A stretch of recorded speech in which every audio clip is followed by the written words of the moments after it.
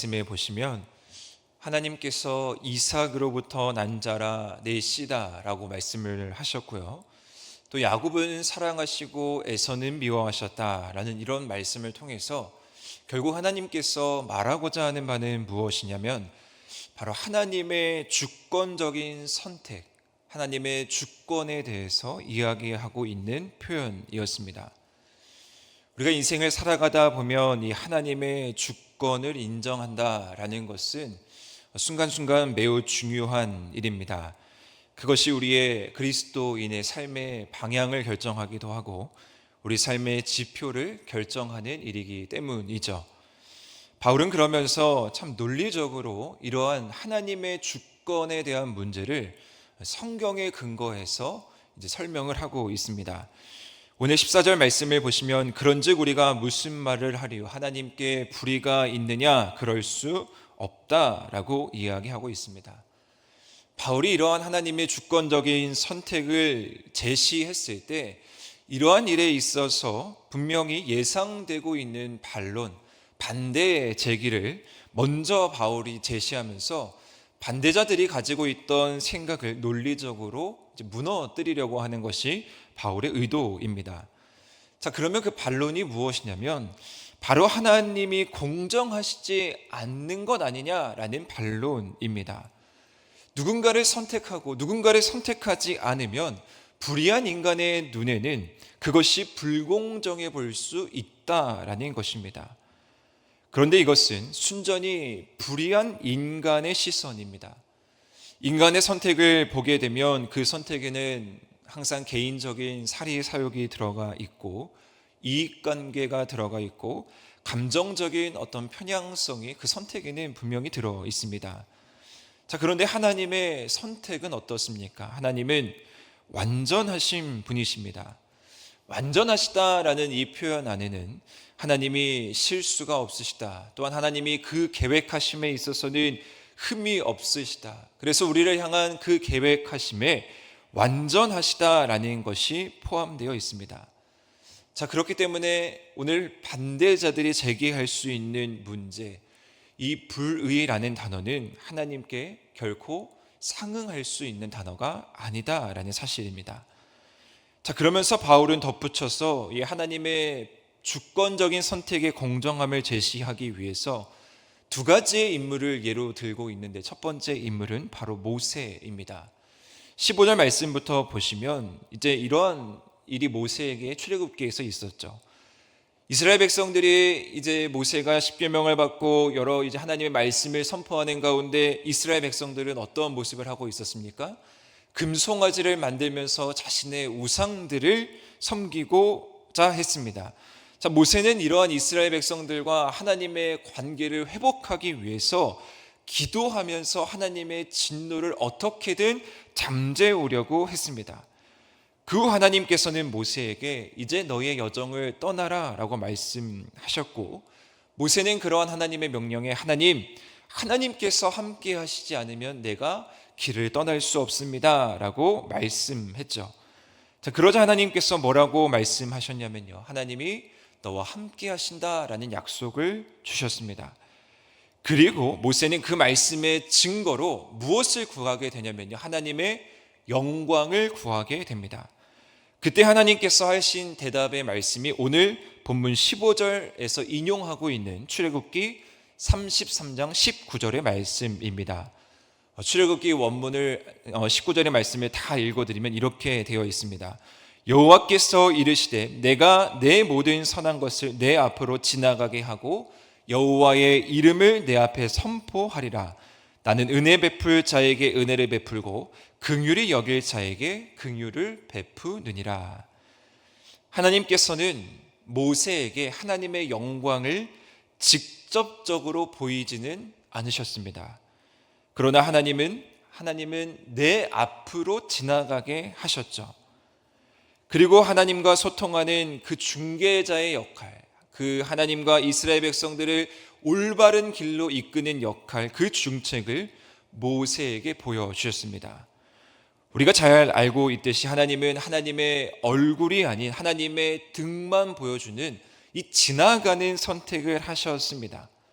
자, 그런데 바울이 오늘 이 모세 이야기를 하고 있는 이유는 무엇이냐면요, 하나님께서 모세에게 직접적으로 하나님의 얼굴을 보여주시고 직접적으로 나타나지 아니하였다 하더라도 과연 하나님께서 불의하다라고 이야기할 수 있느냐라는 사실입니다.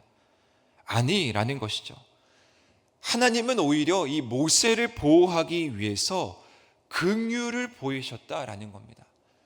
백성을 살리시기 위해서 하나님은 하나님의 방법, 하나님의 선택으로 긍휼하심을 모세에게 지나가는 선택을 통해서 보여주신 것입니다.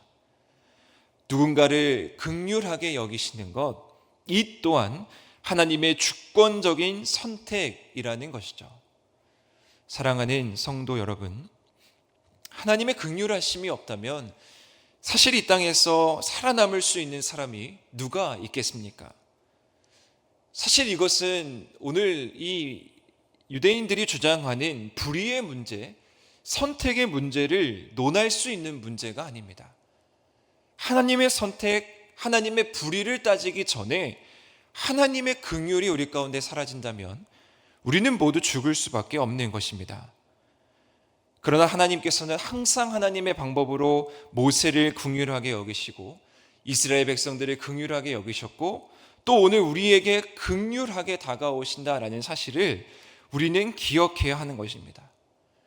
그렇기 때문에 오늘 말씀에 나와 있는 것처럼 원하는 자가 하나님을 얻는 것이 아니고 다른 박질하는 자가 하나님을 얻는 것이 아니라 오직 긍휼히 여기시는 하나님의 주권적인 선택으로 말미암아 우리가 하나님의 긍휼하심을 경험할 수 있다라는 것입니다.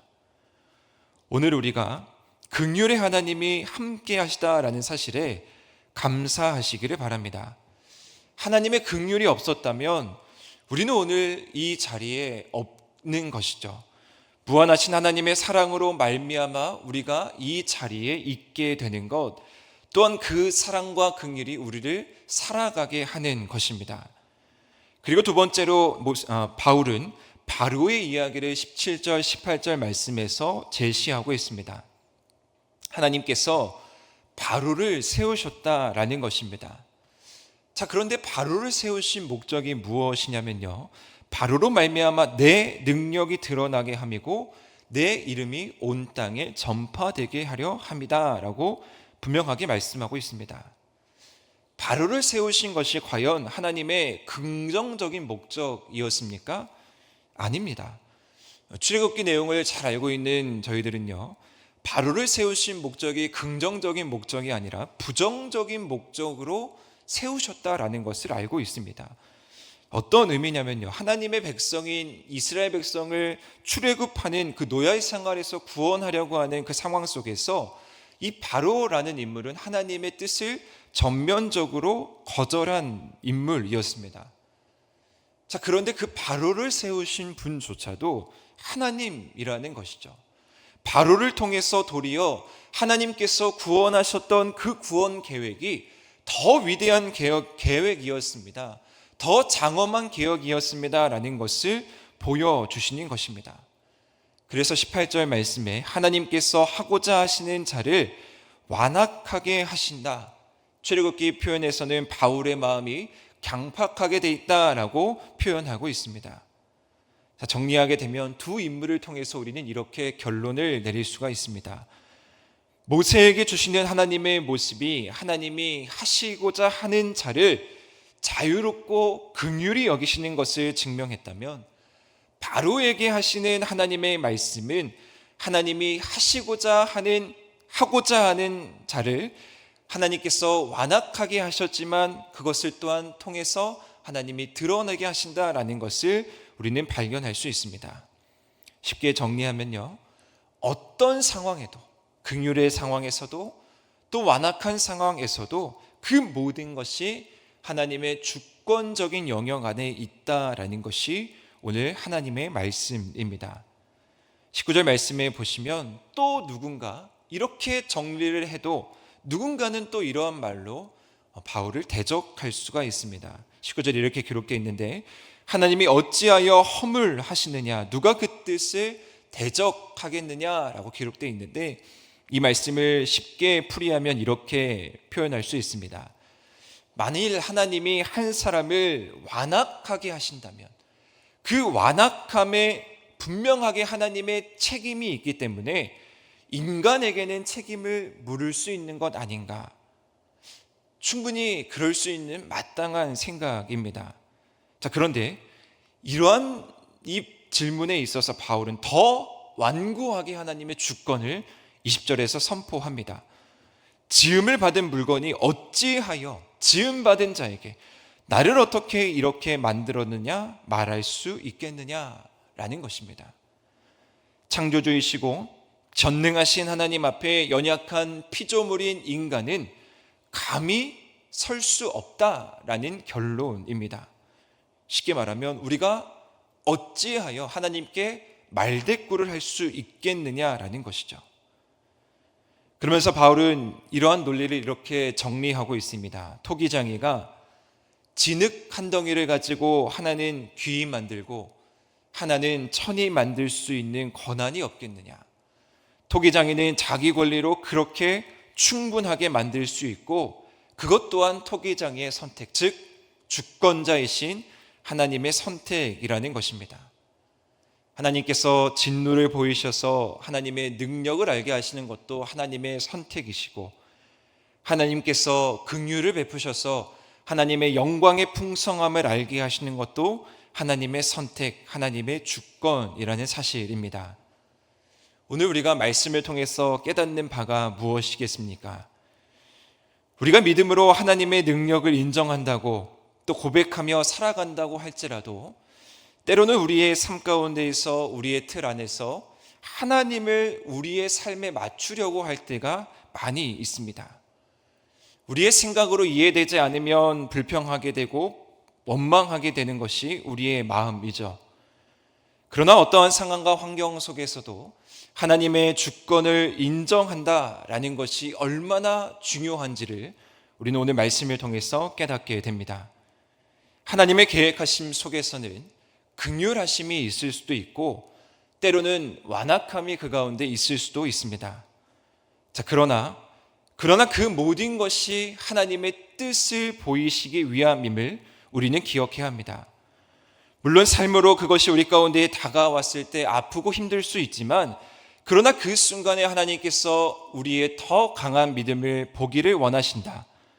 그리고 결국에 그 결론은 영광의 풍성함을 알게 하신다라는 이 하나님의 마음이 그 가운데 담겨 있음을 우리가 믿음으로 고백하는 오늘 귀한 하루 되시기를 축복합니다. 바라기는 오늘 하루를 살아가실 때 어떠한 상황과 환경 속에서도 하나님께서 답이 되시는 그러한 삶을 살아가시는 우리 하늘의 모든 성도님들 되시기를 주님의 이름으로 간절히 축원드립니다.